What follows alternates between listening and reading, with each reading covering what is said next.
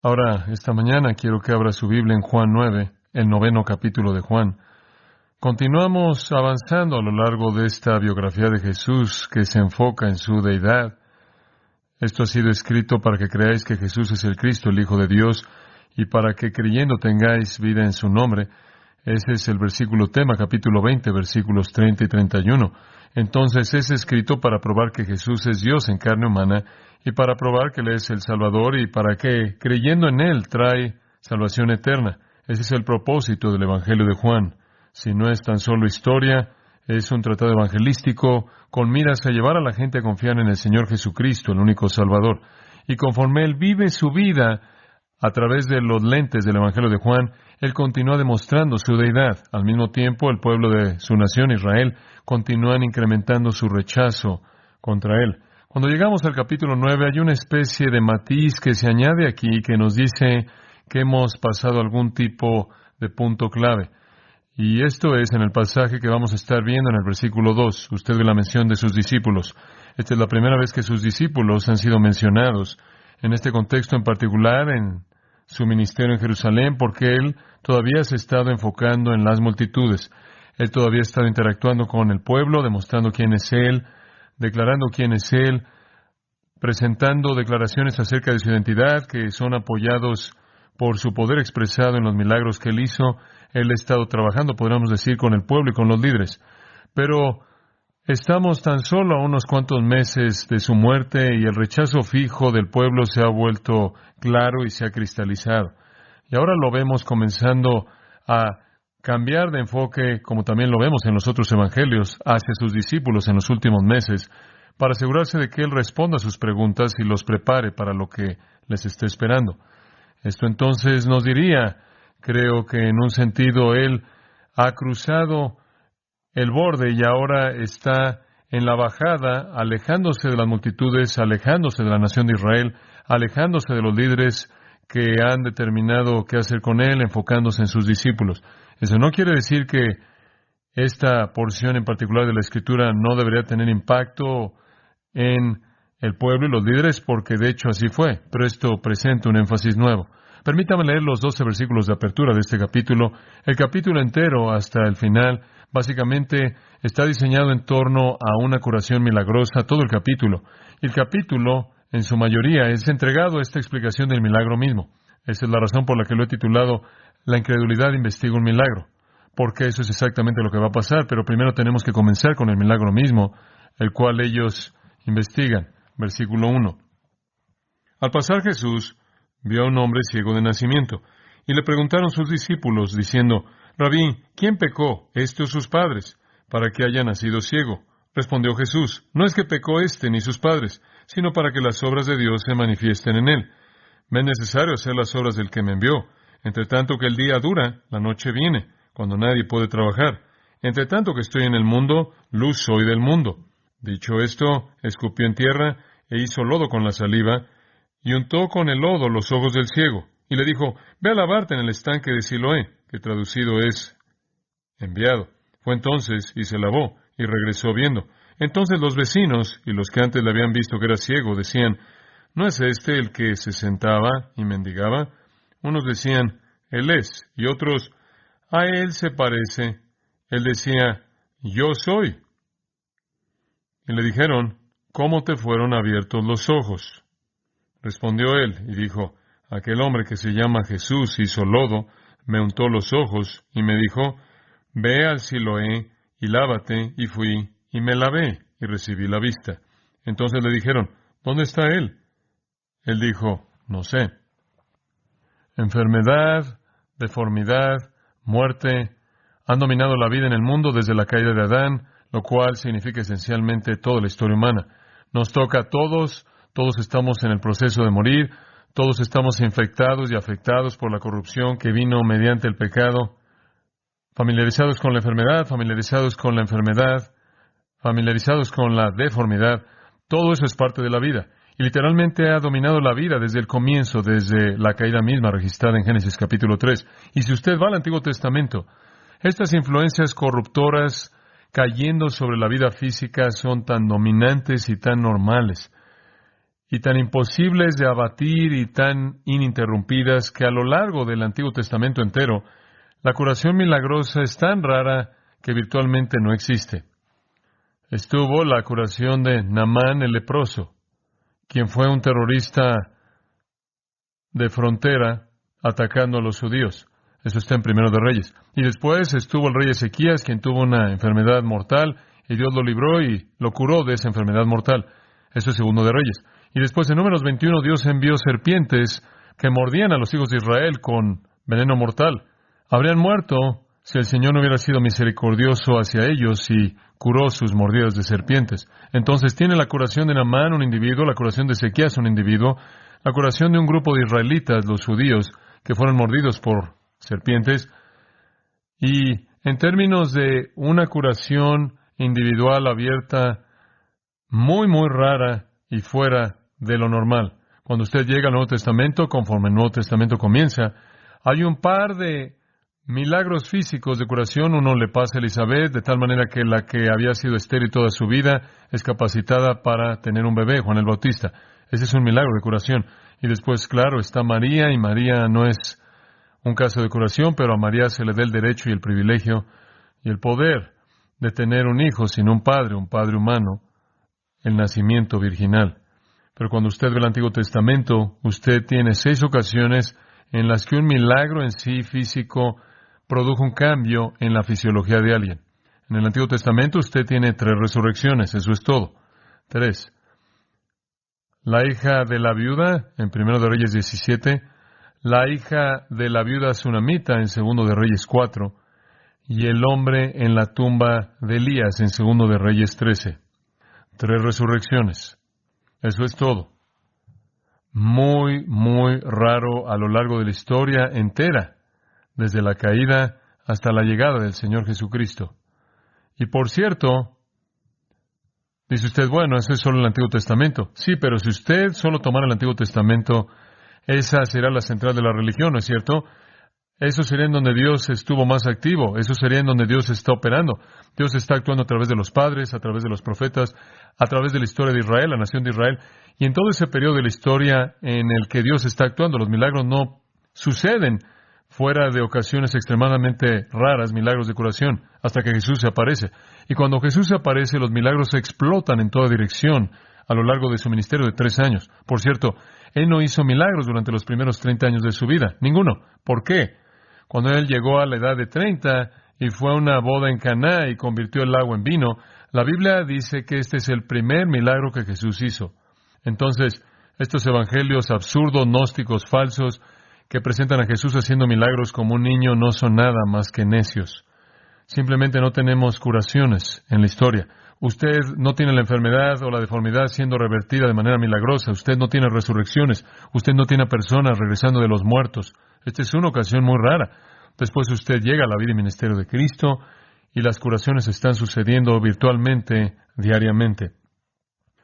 Esta es una explosión que tiene la intención de demostrar que el Mesías, el Hijo de Dios, Dios en carne humana, ha llegado al mundo. Mateo 12:15 dice que Él estaba curando a todos. Él estaba curando a todos. Entonces Él estaba curando a toda persona en todo lugar. Esa es la razón por la que he dicho muchas veces que Él expulsó la enfermedad esencialmente de la tierra de Israel. Y esto, según Hechos 2:22, en las palabras de Pedro que hemos estado viendo en nuestro estudio de Hechos, este es Dios dando testimonio de Jesús como el Mesías por milagros.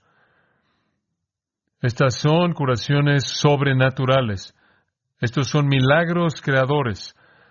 A la gente que tenía miembros corporales deformados, se les dieron nuevos miembros. La gente que tenía órganos deformados y enfermos, a esas personas se les dieron órganos nuevos. A la gente que tenía ojos ciegos, se les dio ojos nuevos. A la gente que no podía oír, se le dio oídos nuevos. Cada uno fue una obra creadora. Esto es coherente. Juan presenta el Evangelio al decir, en el principio era el Verbo, y el Verbo era con Dios, y el Verbo era Dios. Nada de lo que fue hecho sin Él. Todas las cosas fueron hechas por Él. Él es el Creador, y lo vemos Él crear. Todos estos milagros de curación son actos sobrenaturales de creación. Tomar algo corrupto, algo deformado, algo enfermo, algo infectado, y reemplazarlo con algo totalmente nuevo. las obras de Dios mediante Cristo. No hay explicación natural para ellos, no hay explicación médica para ellos, no hay explicación psicológica para ellos. Estas no son enfermedades psicosomáticas que la gente imagina que tiene, en cierta manera, superadas por el poder de Dios como un psicólogo. No hay medicina que él usa, no hay fórmula aplicada a ninguna de estas enfermedades, no hay proceso natural. Estos son milagros divinos, sobrenaturales, instantáneos, transformadores, creadores, hechos por una palabra, un toque, instantáneamente y de manera completa. Nada como esto en la historia humana. Todo explotó en un periodo de 3 años. El profeta Isaías en el capítulo 42, versículo 7, dijo que el Mesías vendría y sanaría. Él vendría y sanaría. Y este es el cumplimiento de esa profecía mesiánica en esa canción del siervo de Isaías capítulo 42.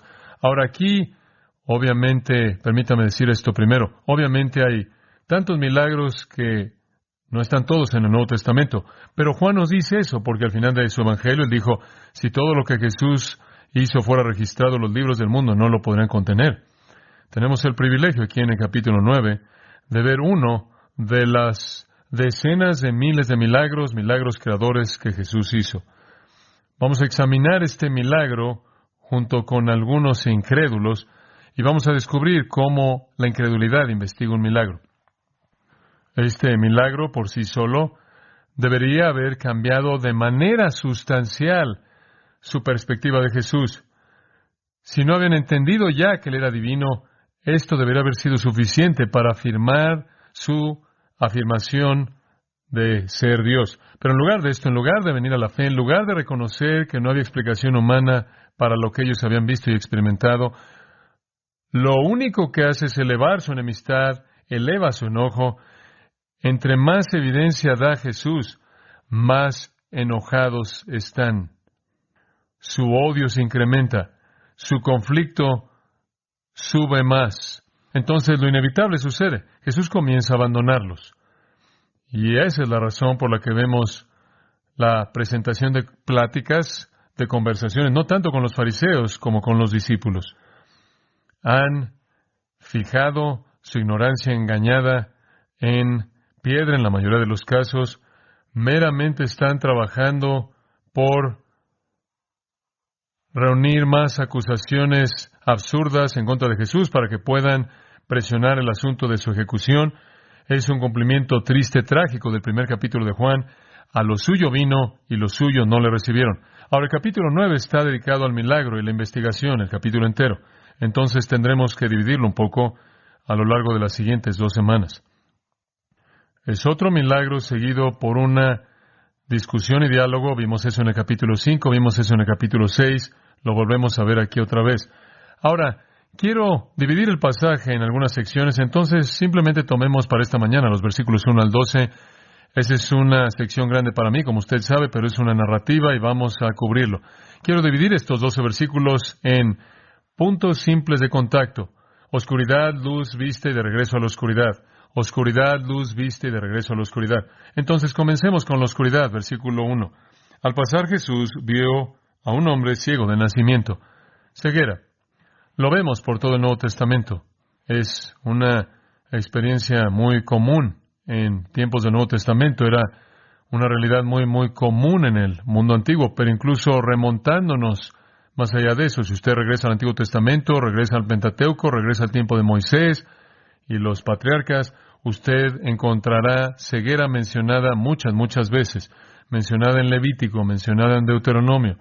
Después es mencionada en los libros históricos, es mencionada en los profetas.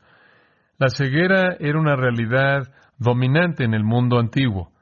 Y esa es una de las razones por las que Isaías 42:7 dijo que cuando el Mesías venga, Él abrirá ojos ciegos.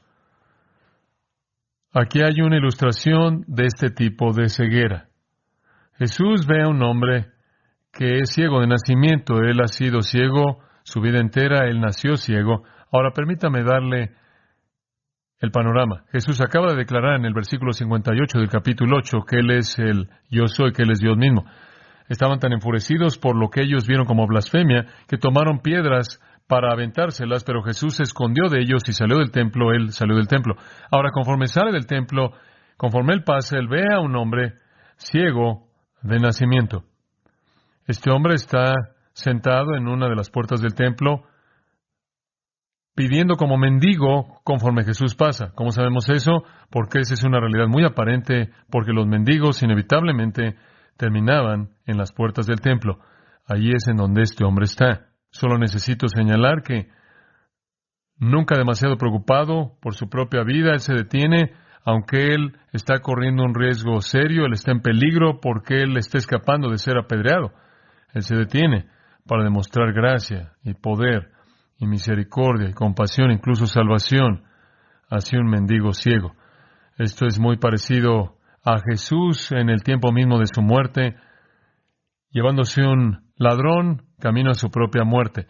Hay un paralelo hermoso con este mendigo y otro mendigo en el tercer capítulo de Hechos.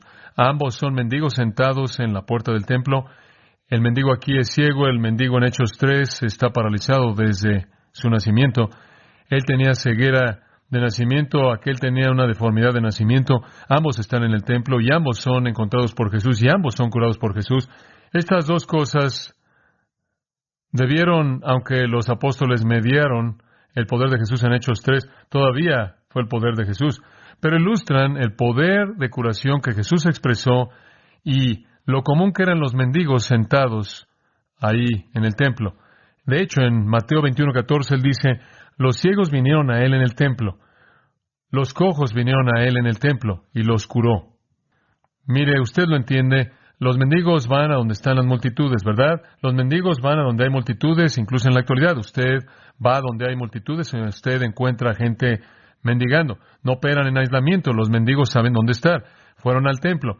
¿Por qué irían al templo? Porque, una razón, la gente más devota iba al templo. La gente buena se entiende iba al templo. Gente con compasión, gente que es amable, que se preocupa. La gente también iba al templo porque iban a presentar un sacrificio en la mañana y en la tarde, y eso significaba que estaban conscientes de su pecado. Y la gente que se siente culpable por su pecado es más probable que sea generosa. Entonces usted tiene a gente devota, usted tiene a gente que se siente culpable, usted tiene a gente que también trata de ganarse su salvación en ese sistema, y la manera en la que usted se gana su salvación, y se les enseñó, así por los rabís, era dando limosna. Usted tiene a personas haciendo obras de bondad y caridad, y usted después tiene el mero volumen de la gente ahí, entonces tiene más de dónde escoger, por así decirlo, y debido a que las multitudes están entrando y saliendo del templo todo el día, también los mendigos sabían que donde hay multitudes de gente religiosa que tienen en mente el hacer el bien, hay seguridad de los ladrones, que de otra manera le quitaría todo lo que tenía un mendigo. Entonces el templo era donde estaban.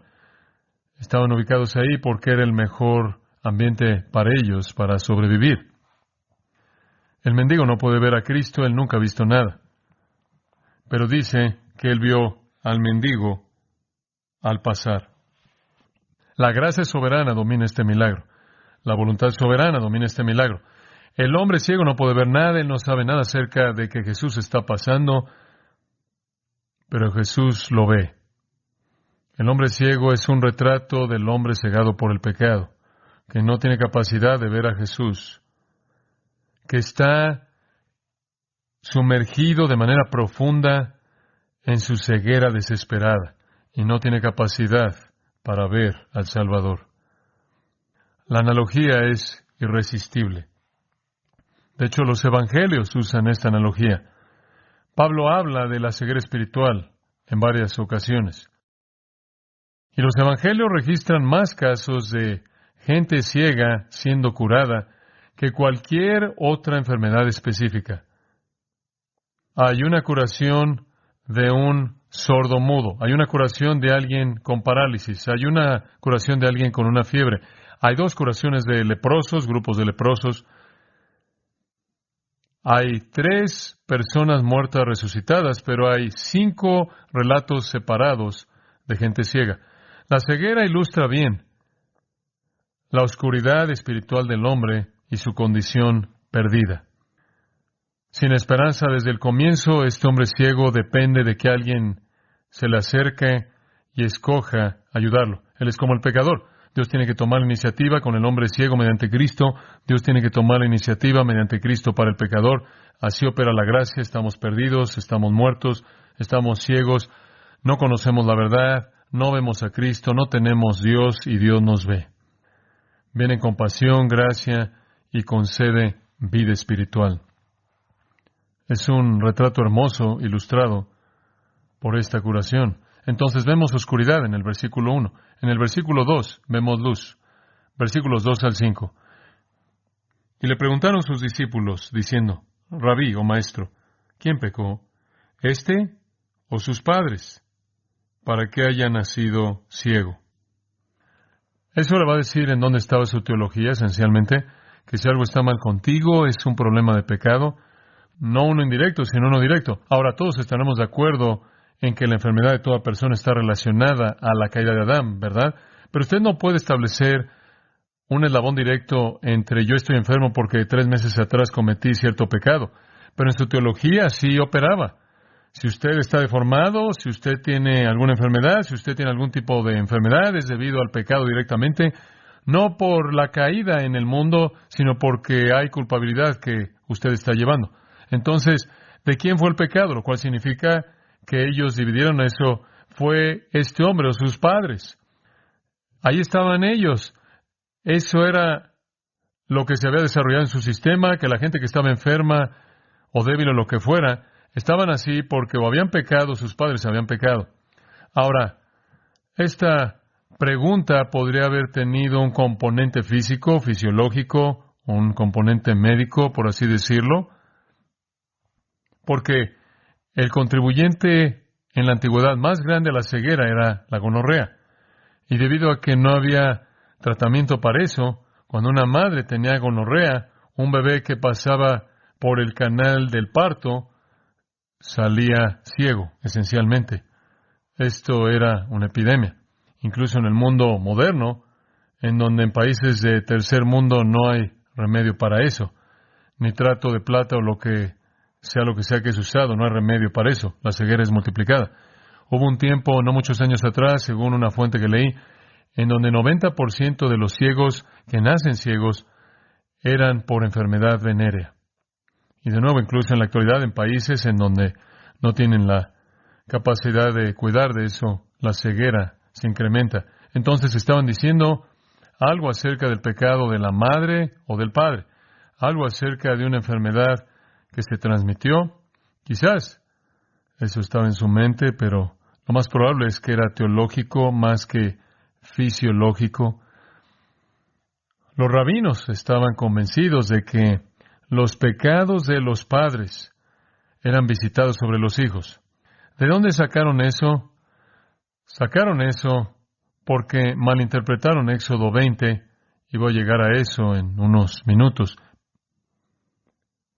Pero creían que los pecados de los padres podían aparecerse en la culpabilidad y castigo de los hijos.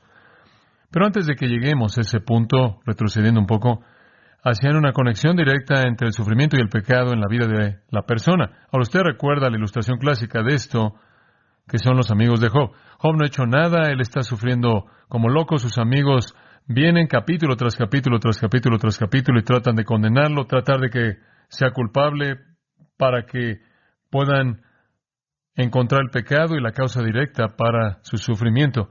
Y él continúa rechazando eso, pero ese era un reflejo de su teología. En donde hay pecado, hay sufrimiento. Y donde hay sufrimiento, hay un pecado específico correspondiente por parte del individuo que sufre.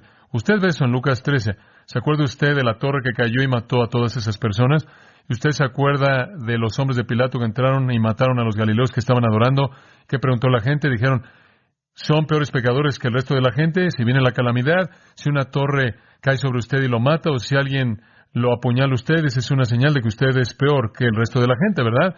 Las peores personas tienen las calamidades y las mejores personas escapan. Ese es el mismo tipo de teología. Entonces, su pregunta viene de la manera de pensar de los rabís. Los rabís incluso tenían que explicar asuntos de nacimiento, deformidades de nacimiento, ceguera de nacimiento, nacer ciegos. ¿Cómo podía ser el pecado de la persona que nace ciega cuando dicen, ¿acaso fue este hombre que pecó? ¿Cómo podía él pecar? Él estaba en el vientre. Incluso los rabíes desarrollaron la idea de iniquidad prenatal, pecar en el vientre. Y hay algunas discusiones realmente absurdas entre rabís de este tema, en la que un rabí eventualmente responde con Génesis 4:47, el pecado está a la puerta, y él dice que la puerta se refiere a la puerta del vientre. Entonces él interpreta eso como algún tipo de principio para entender la iniquidad prenatal. Y el otro hombre dice, el otro rabí dice que si el bebé de hecho estaba pecando en el vientre, él estaría pateando con más fuerza. Es algo loco. Algunos creían, como Platón, en la preexistencia del alma, influenciado por los helenistas. De alguna manera, su alma existía pecando antes de que usted fuera concebido. Entonces creían que de alguna manera, algunos de ellos creían que algo que una persona hacía en el vientre o como un alma antes del vientre contribuyó a esta condición. Por otro lado, creían también que los hijos sufrían por los pecados de los padres. Y ese fue Éxodo 20, versículo 5. Yo, Jehová tu Dios, soy Jehová celoso, que visito la iniquidad de los padres sobre los hijos hasta la tercera y cuarta generación. Usted ha oído a personas usar eso, que hay hijos bajo maldición, generaciones bajo maldición. Esta noción de que usted está pagando por los pecados de sus padres, de alguna manera, ha sobrevivido hasta nuestra época, incluso en la actualidad. Pero entre los judíos existía la idea de que la gente puede ser castigada por varias generaciones por pecados cometidos por sus padres. Dice usted, bueno, ¿qué significa eso?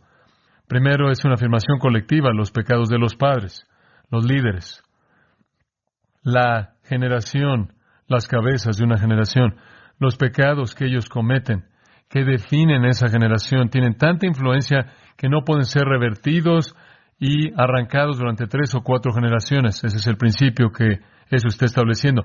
No está diciendo que los pecados individuales durante 3 o 4 generaciones de hijos, nietos, bisnietos van a ser maldecidos. Eso es algo que no enseña la Escritura y le voy a mostrar eso en un minuto. Pero lo único que está diciendo es, más vale que tengas cuidado de tu generación, porque si eres caracterizado por la iniquidad y el pecado, va a tomar 3 o 4 generaciones para revertirlo. Piense en eso cuando usted ve la generación en la que está viviendo en este momento. Esto no se revierte rápido. Penetra profundamente. Esto no es personal. Vaya Ezequiel, porque necesito mostrarle esto. Ezequiel capítulo 18, uno de los capítulos más importantes en los profetas. Ezequiel 18, porque está dirigido a esta pregunta. La palabra de Jehová, capítulo 18, versículo 1. Ezequiel 18. Cuando la palabra de Jehová vino a mí, dice Ezequiel diciendo, ¿qué quieres decir al usar este proverbio acerca de la tierra de Israel? Diciendo, los padres comen las uvas agrias, pero los dientes de los hijos sienten la acidez. Ese es el proverbio. El proverbio es que los hijos sufran la consecuencia de la conducta de sus padres. Entonces Dios le dice a Ezequiel, ¿qué quieres decir al usar eso? Versículo 3. Vivo yo, declara Jehová Dios, ciertamente no van a usar este proverbio ya en Israel. Dejen de usar eso. Después él explicó en el versículo 20, la persona, el alma que pecare, esa morirá. El hijo no llevará el castigo por la iniquidad del padre, ni el padre llevará el castigo por la iniquidad del hijo.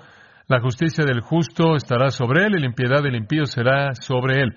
Responsabilidad individual, punto, se acabó. Pero en esa teología judía, ahora de regreso a Juan 9, habían desarrollado este sistema en el que generaciones podían ser maldecidas. Entonces, ¿quieren saber, acaso el hombre pecó de alguna manera? ¿Pecó de alguna manera? ¿Pecó en el vientre o sus padres pecaron y ahora él está maldecido con ceguera? Usaban un par de casos. Iban a Acán y decían, bueno, cuando Acán robó cosas que no debía robar, cuando él fue a la tierra y lo sepultó en su tienda, recuerde usted que Dios dijo apedrénlo y a su familia entera. ¿Por qué Dios quiso que la familia entera fuera matada? Respuesta, complicidad. Todos estaban involucrados en esto. Todos eran culpables. Y hay ocasiones cuando Dios castigó directamente a alguien por el pecado al darle a esa persona una enfermedad. Incluso mató a algunas personas en el Antiguo Testamento. María recibió lepra en Números 12 como un castigo directo de Dios. Usías, castigo directo de Dios, murió. Tocar el arca, castigo directo de Dios, muerte. Entonces, hay ocasiones de que eso sucede en el Antiguo Testamento. Pero las preguntas simplemente reflejan toda esta teología. La respuesta que Jesús da está en el versículo 3. No es que pecó ni sus padres. Esto no tiene que ver con eso. Con una afirmación,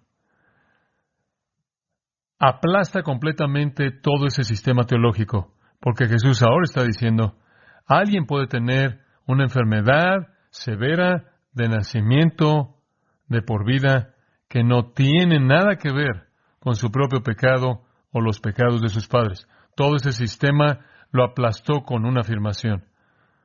No pueden hacer esa conclusión. Aquí está la razón por la que Él es ciego, sino para que las obras de Dios se manifiesten en Él. Él es ciego para la gloria de Dios. Él está ciego para la gloria de Dios. Él está ciego para que podamos llegar a este momento y esta curación y el poder de Dios sea mostrado y las obras de Dios sean manifiestas y Dios sea glorificado. No toda la enfermedad, no todo defecto, no todo el sufrimiento viene del pecado personal. Puede ser. Usted puede ser un creyente y si usted simplemente sigue pecando, el Señor podría hacer que usted esté débil y enfermo y le quite la vida. Hay un pecado para muerte, pero no necesariamente puede hacer esa conexión. O va a ser como los amigos de Job y usted va a estar diciendo, oh Job, estás pecando en algún punto, por favor, confiesa, y usted no va a ser mejor que los amigos de Job. No, esto no es acerca de los padres del hombre. ¿Eran pecaminosos? Seguro. ¿Es él un pecador? Claro, pero esto no tiene nada que ver con eso. Hay pecadores saludables en el mundo. ¿Se ha dado cuenta? Realmente los hay. Algunos de ellos son miserables. Algunos de ellos son pecadores miserables y viven mucho tiempo y están saludables. Y hay creyentes enfermos que son fieles al Señor y usted no puede hacer esas conexiones. Bueno, Jesús acaba con esa teología, simplemente la derriba y dice, esto tiene que ver con las obras de Dios. El propósito de la ceguera del hombre es revelar el poder milagroso de Dios mediante el Hijo de Dios para sustanciar sus afirmaciones de ser el Mesías, de ser Dios mismo.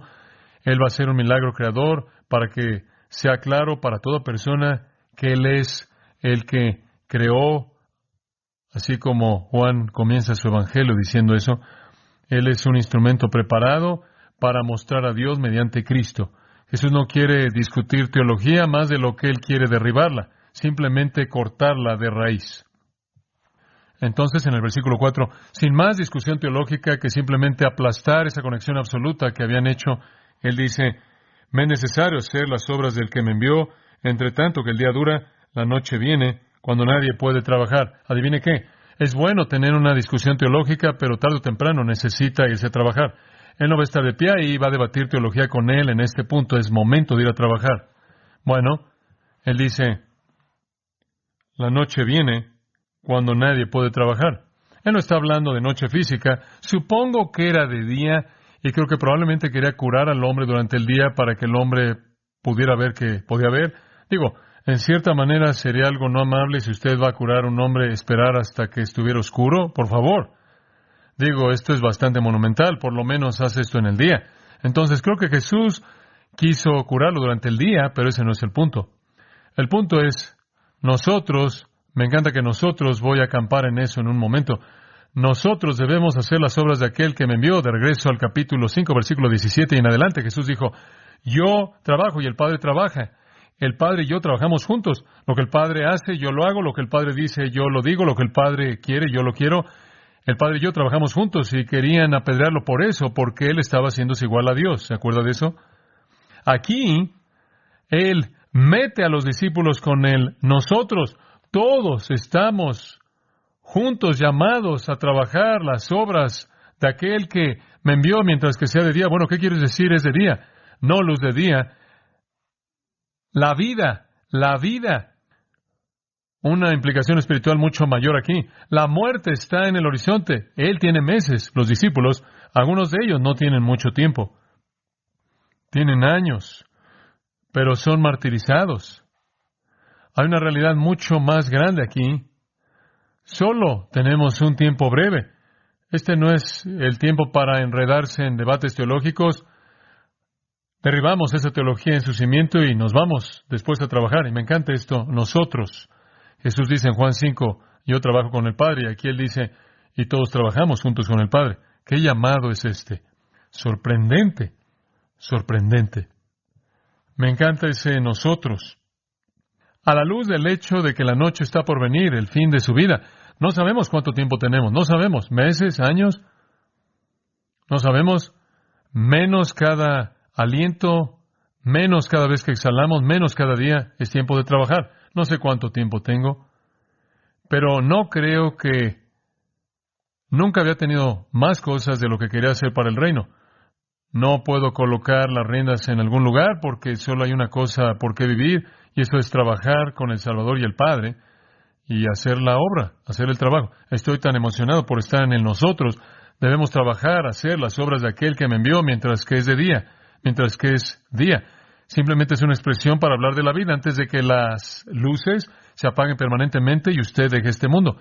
Efesios 5:16, Pablo lo dice de esta manera, redimiendo el tiempo, aprovechando de la mejor manera su tiempo, porque los días son, bueno, ¿qué está haciendo con su vida? ¿Qué está haciendo con su tiempo? Gastándolo con una cantidad de cosas absurdas que no importan. Me encanta que estamos en el nosotros aquí. Eso eleva la idea entera, ¿no es cierto? Mientras que es de día, escuche, cristiano, limpie su vida, muévase, saque el pecado, saque la mundanalidad, saque las cosas triviales, la concesión, deje de desperdiciar tiempo, deje de coquetear con el mundo, deje de hacer esas cosas que no tienen valor en absoluto en el futuro y trabaje de la mano con el Señor, de la mano con el Padre. Qué cosa tan increíble es trabajar con el que puede hacer mucho más abundantemente, más allá de lo que podemos pedir o entender. Póngase a trabajar. Jesús sabía que su muerte estaba por venir en tan solo meses. Él dice en el versículo 5, entre tanto que estoy en el mundo, luz soy del mundo. Pero ese es solo por un tiempo. Él siempre será la luz en un sentido, pero nunca brillaré en el mundo con tanto brillo como brilló durante esos 3 años. Debo usar mi poder y luz mientras que estoy aquí. Él va a usar su poder para darle a este hombre luz física, pero lo que es más importante, Él va a darle a este hombre luz espiritual. Si usted va al versículo 38, el hombre mismo dijo, Señor, creo, y lo adoró. Entonces Él no solo cura al hombre ciego, Él lo salva. Entonces digo, los versículos 2 al 5, la luz irrumpe la oscuridad. Primero es luz física, para que Él pueda ver, y después es luz espiritual, para que Él pueda ver a Dios. Primero Él podía ver el mundo que lo rodeaba, y después Él podía ver el mundo invisible. Yo soy la luz del mundo, capítulo 8. Él dijo, yo soy la luz del mundo. El que me sigue no andará en tinieblas, sino que tendrá la luz de vida. Jesús está sintiendo el fin de su vida que llega, y Él está diciendo, hombre, tenemos que irnos a trabajar, solo puedo brillar este nivel de brillo mientras que es de día y está por llegar a su fin. Él repitió ese tipo de verdad varias veces, por lo menos 4 veces en los evangelios, cuando Él habló de que Él era la luz, pero no siempre iba a ser así, que el tiempo era limitado. Entonces, la oscuridad y después la luz. Y después llegamos en tercer lugar a los versículos 6 y 7, vista. Dicho esto, escupió en tierra e hizo lodo con la saliva y untó con el lodo los ojos del ciego. Y le dijo, ve a lavarte en el estanque de Siloé, que traducido es enviado. Fue entonces y se lavó y regresó viendo. Ahora, si usted lee comentarios, la pregunta surge, ¿por qué usó este método? Bueno, Él lo hizo varias veces. Marcos 7, Él usó saliva para mezclarla con lodo, para colocarla en los oídos de alguien. Marcos 8, Él hizo lo mismo con otra persona ciega. Él hizo eso. La gente dice, bueno, ¿por qué hizo Él eso? Bueno, encontré algunas sugerencias interesantes. Un hombre dijo, para usar la cualidad de curación de la saliva. ¿En serio? Eso está estirado. Otro comentarista dijo, para hacerlo aún más ciego. Usted no puede ser más ciego que estar totalmente ciego. Apilar lodo sobre ojos que no operan no lo hace usted más ciego. No es una buena percepción. Otro escritor dijo, para simbolizar que el hombre está hecho del polvo. No veo la conexión. Otro dijo, para darle tiempo a los ojos para curarse. Esos ojos no necesitaban curarse, necesitaban ser reemplazados. Esos son torpes. ¿Por qué es que él usó este método? No tengo idea. Además, no me podía importar menos. Lo hizo. Hay un elemento en esto que entiendo. Podría él tan solo haber tocado sus ojos y él habría visto instantáneamente. Habría podido crear ojos allí de inmediato. ¿Por qué lo envía a algún lugar? Porque creo que él está llamando a que sea obediente aquí. Él está llamando a que el hombre se someta. Ahora recuerde, el hombre no sabe quién le está hablando. Él nunca ha visto a nadie. Pero él obedece. Él va y hace eso. Él se fue, versículo 7, se lavó y volvió viendo. ¿Por qué haría eso? Si usted se acercara a un mendigo ciego y escupiera y colocara lodo en sus ojos, él probablemente lo golpearía a usted, si él no supiera quién era usted, y no importaría quién fuera usted. ¿Por qué hace él esto? Por la motivación divina de un poder irresistible que está comenzando a operar en su voluntad. Él está siendo transformado. Estamos viendo aquí una ilustración de la regeneración. La vida nueva está irrumpiendo en su alma oscura. No creo que él tenía ninguna vacilación en absoluto. Creo que es una chispa de fe que se encendió en su corazón conforme el Espíritu de Dios comenzó a cambiarlo en el interior. Y llega a dar fruto en el versículo 38 cuando él dice, Señor, creo, y lo adora. ¿Acaso estos son los primeros indicadores de la obra del poder del Espíritu Santo para llevar a este hombre a someterse a Cristo? ¿Por qué el estanque de Siloé? Ese es un lugar muy especial. Afuera del muro había un lugar llamado el manantial de Gihón, mucha agua, pero la ciudad era muy vulnerable. Estuvo bajo sitio y estaban preocupados en el día de Ezequías por los asirios que estaban sitiando la ciudad y cortaran el agua. Entonces, Ezequías hizo que se construyera un túnel a partir del manantial debajo del muro de la ciudad para que entrara a Jerusalén, para que pudieran tener provisión de agua, y el agua se mantenía en el estanque de Siloé. Significaba enviado porque el agua estaba siendo enviada del manantial Gihón a la ciudad. Esta era la reserva de agua a la que acudían en la fiesta de los tabernáculos para recoger el agua para el gran festival, cuando derramaban el agua, recordando la provisión de Dios de agua en el desierto, y Jesús dijo que Él era el agua viva, ¿se acuerda de eso? Entonces esto habló de la provisión de Dios, habló de la limpieza de Dios, habló del agua de vida. Realmente es un retrato hermoso, y era agua siendo enviada a la ciudad, otro símbolo maravilloso. Las aguas fluyen del monte del templo y son consideradas incluso en el Antiguo Testamento como simbólicas de bendición espiritual. Isaías 8 habla de eso. Entonces, cuando el hombre fue a lavarse en Siloé, había una analogía ahí. Él estaba acudiendo al que era el verdadero Siloé, el manantial de agua de vida de Dios. Cristo es el verdadero Siloé. Eso incluso él dijo allá atrás en el capítulo 7, versículo 37. Si alguno tiene sed, venga a mí y beba. Retrato hermoso, analogías hermosas. Así funciona la salvación en esta analogía. La gracia soberana confronta a un pecador ciego, inútil, sin esperanza, que es un mendigo. Él no puede ver a Dios, no puede ver a Cristo. Pero la gracia soberana viene a Él. Coloca su mano misericordiosa, gloriosa, en esta alma que no ve y solo pide una respuesta de fe simple. Motiva esa respuesta. Encuentra su camino a las aguas de limpieza, lo cual es un emblema de la salvación mesiánica en Isaías, y él regresa. Y él puede ver. espiritualmente. Realmente es un retrato hermoso.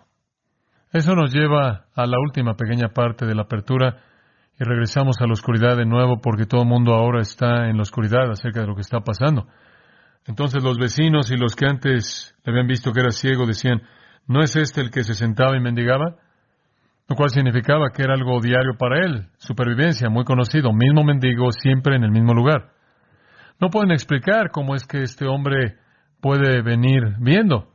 Entonces dicen, ¿no es este el que se sentaba y mendigaba? Unos decían, él es, y otros, a él se parece. No, se parece, no puede ser. Él se pone de pie y dice, yo soy. No necesitan debatir. Yo les puedo decir, yo soy. No puedo imaginar el resto de esa plática conforme él estaba tratando de explicar que él nunca había visto nada en su vida y en el proceso el mundo entero ahora está enfrente de él. No sé qué tipo de gozo y exuberancia le estaba expresando al decir que era él. Y le dijeron, ¿cómo te fueron abiertos los ojos? Me encanta esto, versículo 11. Respondió él. Esta es una explicación simple, simple. Aquel hombre que se llama Jesús. Alguien debió haberle dicho eso. Aquel hombre que se llama Jesús hizo lodo, me untó los ojos y me dijo, ve al Siloé y lávate. Y fui y me lavé y recibí la vista. Eso no explica cómo sucedió. Eso simplemente explica lo que él hizo. No hay explicación para cómo sucedió. Este es un milagro creador. Pero el hombre solo puede describir la experiencia. Entonces él está tratando de empujar la oscuridad hacia atrás para el resto de la gente. Lo único que les puedo decir, este hombre llamado Jesús vino, colocó lodo en mis ojos, me dijo que fuera a Siloé y me lavara, y lo hice, y puedo ver. Entonces le dijeron, ¿dónde está él? Él dijo, no sé. Él pudo haber dicho, ¿dónde es? ¿Dónde? Nunca he visto dónde ni nada más. Entonces, ¿qué quieren decir? ¿Quieren instrucciones de mí? No sé dónde está nada. Entonces esta oscuridad cae sobre todo el mundo. ¿Cómo van a disipar la oscuridad? Versículo 13. Llevaron ante los fariseos al que había sido ciego. Van a acudir a los expertos. Y aquí es en donde la incredulidad comienza a investigar un milagro con un resultado predecible. Realmente es una historia increíble. Una historia sorprendente. El relato de Jesús curando a un hombre ciego de manera hermosa ilustra realmente el proceso de salvación. Estamos sentados, cegados por el pecado, como mendigos, no podemos ver a Dios, no podemos ver a Cristo, no tenemos la capacidad de reconocer al Salvador, no tenemos manera alguna de iniciar algún tipo de liberación o rescate. Y después Dios en su misericordia, Cristo en su gracia nos encuentra. Eso es salvación. Y Él nos alcanza en nuestra ceguera y nos da vista. Y lo único que pide es un acto simple de fe, el cual Él capacita y Él nos lava. Y vemos para siempre. Y eso es lo que le va a pasar a este hombre. Primero, la curación física vino y después la ceguera del alma fue quitada. Pero tendremos que guardar eso para la próxima vez. Oremos. Es una bendición tan grande, Señor, vivir estas escenas, sentir como si estamos ahí hasta cierto punto, debido al lenguaje claro, hermoso, simple de las Sagradas Escrituras. Tan maravilloso regresar a los contextos y caminar con Jesús en estas situaciones. E incluso es más maravilloso que ver esto como historia, por grande que es eso, saber que esta también es nuestra propia realidad, porque éramos ciegos y no veíamos a Dios y no veíamos a Cristo y no conocíamos la luz. Ni siquiera sabíamos que había un mundo que ver o cómo era hasta que tú veniste en misericordia y gracia, soberanamente escogiste darnos vista espiritual. Lo único que pediste fue un simple acto de fe que tú capacitaste y venimos y fuimos lavados. Fuimos lavados y podemos ver. Gracias por la salvación que tú nos has dado en soberanía, en gracia. Señor, pido que tú concedas que aquellos que están aquí hoy, que todavía están ciegos, todavía están sentados como mendigos, sin vista y sin esperanza. Señor, Detente al lado de ellos. Detente al lado de esas almas. Inclínate y tócalos. Dales vista. Capacita la fe en sus vidas para abrazarte a ti como Señor y Salvador. De nuevo, Señor, con gratitud, llevamos esta hora a su fin. Estamos tan refrescados en comunión unos con otros y contigo, tan enriquecidos, grandemente bendecidos. Sella en nuestros corazones estas grandes verdades.